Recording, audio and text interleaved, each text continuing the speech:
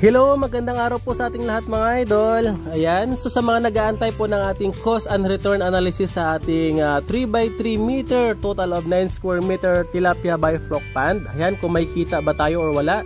So ito po yung ating mga nagastos po mga idol at saka ito yung ating na-income. Pero bago tayo magsimula mga idol, shout out at saka maraming salamat po sa Cardis Aqua Farm na nag-sponsor po sa atin ng tilapia fingerlings po mga idol. Ayan, so salamat po Cardis Aqua Farm. Ito po yung kanilang number sa mga gustong magbili po mga idol ng quality breed ng tilapia. 0948-05-14055. Ayan, please contact lamang po mga idol. Napakaganda po ng ating tilapia na nanggaling sa kanila mga idol, malalaki. Ayan, so ito po mga idol sa feeds. Ang ating nagastos po mga idol sa feeds ng ating tilapia mga idol as a beginner. Siyempre, nagta-trial and error pa tayo kung kailan tayo mag-shifting ng pagkain sa feeds. The same time, may challenge din po tayo yung availability ng feeds kasi minsan wala na available, minsan meron. Ayan. So, ang ating feeds na ginamit po mga idol is Ocealis. So, nakaubos po tayo ng Nanolis P1. Isang sako po mga idol. Ang per sako po noon is 830 pesos. 10 kilo po yan siya mga idol. Ayan. Next po is Ocealis Nanolis P2. So, dalawang sako ang ating naubos. Tag 830 pesos ang per sako. The same price sila sa Nanolis P1. Dalawang sako ang ating naubos mga idol. Ayan. So, total of 1660. So, 1,660 ang ating Nanolis P2. The same time mga idol, dito medyo malaki-laki ang ating nagasto sa Nanolis P3 dahil natagalan po tayo nag-order ng pre-starter. So, walang available. So, kaya nakaubos po tayo ng 3 sako or 30 kilos na Nanolis P3 mga idol. So, 820 ang bili natin mga idol. Yan ay nagkakahalaga ng 2,460 pesos. Ayan. Yun yung mga maliliit na feeds po mga idol. Yan. So maraming salamat po mga idol sa nagsubaybay po sa atin mula nung nag-construct po tayo ng ating pan dito sa ating bifloc.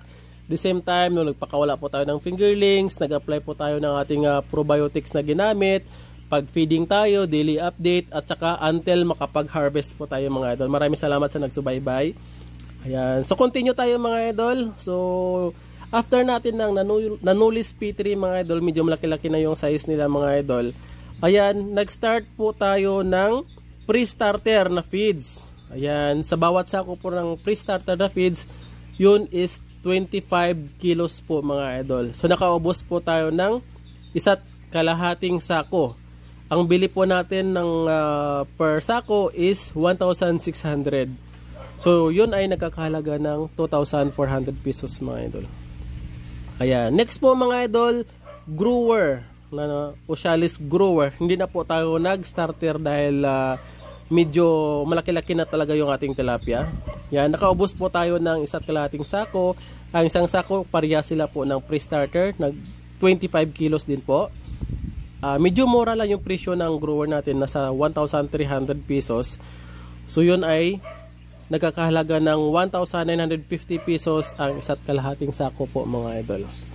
Ayan, the same time, ito ang pinakalas nating napakain mga idol, yung finisher. Yan, 5 kilo binili po natin. Tati po ito siya mga idol dahil hindi po tayo nakabili ng Ocealis na finisher. Yan, I think tag 50 yung bili ko sa market noon or 52 something. So sa 5 kilo, yun po ay nagkakahalaga ng 250 pesos lamang mga idol. So total lang ating naggasto sa feeds mga idol, lahat-lahat po mga idol ay 8,660 pesos lamang po mga idol dito sa ating 9 square meter bifloc pond with 2,000 tilapia fingerlings mga idol. I think size 20 ang ating nalagay or size 22 something dito nung nag-start po tayo ng fingerling stocking. Ayan, sa probiotics naman mga idol maliban sa feeds, ayan, mayroon pa tayong others na ginastusan mga idol.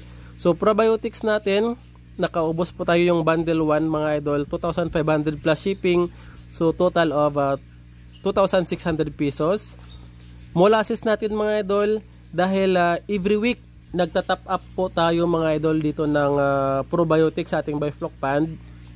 So sa mga nagtatanong, ang ratio po natin ng probiotics 5 to 10%, 5 to 10 grams ng orobiotics na nitrifying.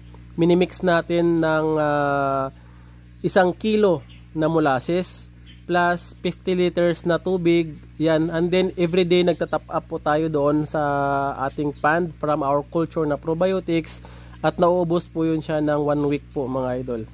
So nakaubos po tayo ng 20 liters na molasses. Ang bawat litro po nun ng bili natin 38 pesos sa Gensan, so 760 pesos po ang ating nagastos sa molasses. The same time, kuryente po mga idol. So ang gamit lamang na kuryente natin dito mga idol is LP100, 100 watts po yun siya mga idol. Yan. So estimated natin mga idol, nakagastos tayo ng kuryente sa ating irritor. Yan, 400 pesos bawat buwan lamang mga idol, dahil kapag araw po is solar po yung ating ginagamit. Yan. So sa 4 na kalahating buwan, yan, usually ang kuryente natin papatak ng 1,800 pesos po mga idol. Yan. The same time sa tubig po mga idol. Ayan, dahil siyempre even no change water until harvest na tayo, pero pinasok po tayo ng hito kasi mga idol during 7 weeks old sila. Ayan, so nagtanggal po tayo ng tubig. Kinuha po natin yung hito natin mga idol. And estimated natin mga idol 500 pesos ang nagastos natin sa tubig, dahil dito sa Pulumulok ang per 10 cubic dito is nasa 190 something.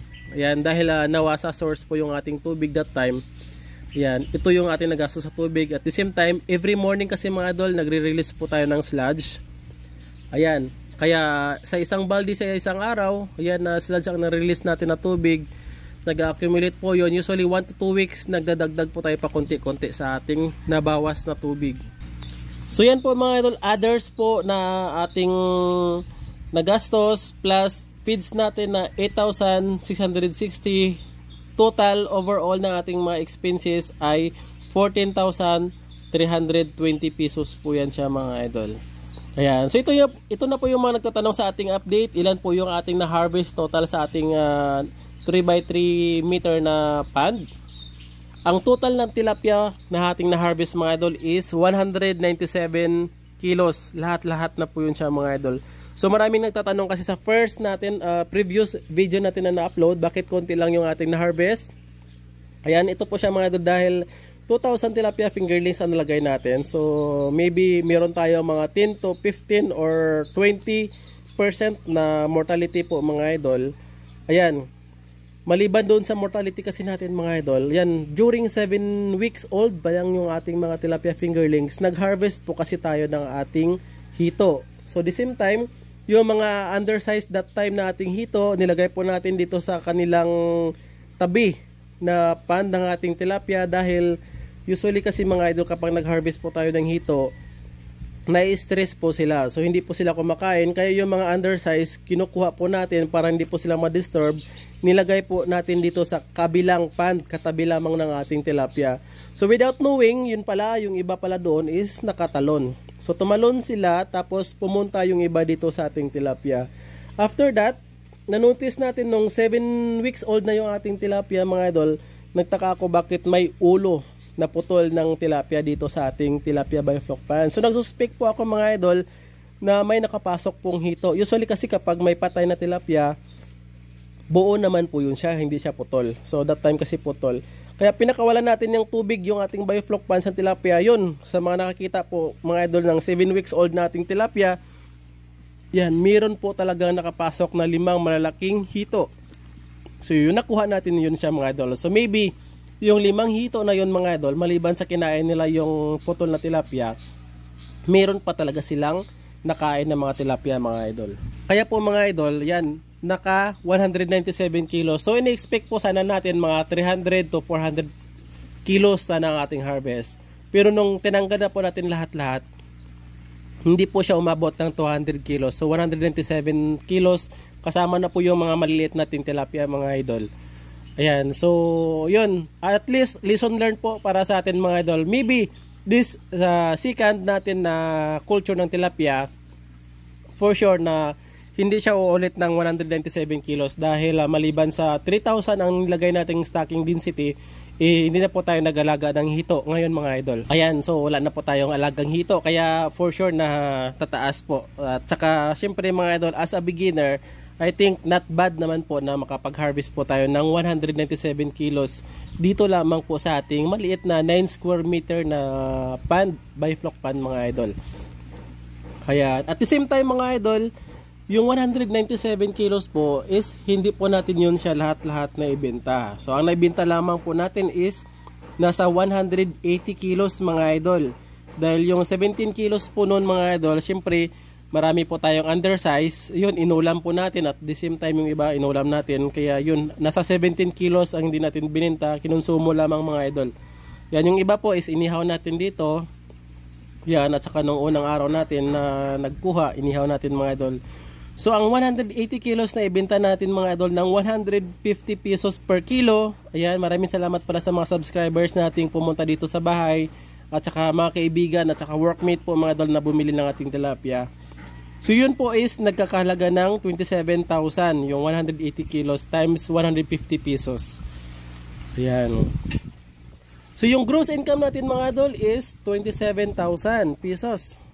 Kaya maminusan natin ng ating mga expenses total na 14,320 pesos mga idol na ating expenses para sa ating feeds at saka other na mga expenses, probiotics, molasses, kuryente, tubig mga idol. Ang net income lamang po natin mga idol is nasa 12,600 something or 12,700 pesos mga idol ang ating net income. Ayan, so yan po ang ating total na net income mga idol, nasa 12,000 mahigit lamang po mga idol sa ating first culture ng ating tilapia dito sa ating Bifloc Technology Pond, kung saan meron po tayong 2,000 nilagay na tilapia fingerling sa ating 9 square meter na pond. Ayan, the same time after po ng harvest natin mga idol, yan maglalagay po ulit tayo ng another tilapia fingerlings. So maraming salamat po mga idol sa Cardis Aqua Farm, patuloy na nag-sponsor sa atin ng tilapia fingerlings na gagamitin dito sa ating Bifloc pond. Ayan. So next after ng 2,000, 3,000 tilapia fingerlings na po ang ilalagay natin dito sa ating dalawang 3x3 meter na pan mga idol. So medyo kambal po ito siya. So nauna na po tayong magpakawala ng ating 3,000 sa kabila. At the same time, this week is magpapakawala na rin po tayo another fingerlings dito sa pinagharbisan po natin ng tilapia natin mga idol. Sana pala rin at sana po mga idol ay wala tayong problema na ma-encounter kasi medyo high stocking density po tayo sa ngayon. Yan, salamat at saka i-monitor lang po natin siguro ito lagi. Yan, maraming salamat po mga idol sa mga nagsubaybay po sa ating tilapia fingerlings. Sa mga nagtatanong po mga idol, you can contact us sa 09855-79898 po mga idol. Ayan. So sa mga nahihirapan po mga idol kung paano sundan yung ating Bifloc pond, ayan, dahil medyo marami-rami tayong video kasi na na-produce, yung daily update natin at saka pond construction from the start. So panoorin nyo po mga idol this week, mag-upload po ako ng Bifloc Technology na compilation ng ating video sa tilapia po mga idol, from the start, from the pond construction, pagpapakawala natin ng fingerlings, daily feeding at saka daily update po natin mga idol, paglagay ng top up na probiotics until mag-harvest po tayo mga idol. I-compile ko po para medyo hindi nyo na po ito siya mahirap sundan. So maraming salamat po mga idol, happy farming po sa ating lahat. Bye bye, God bless.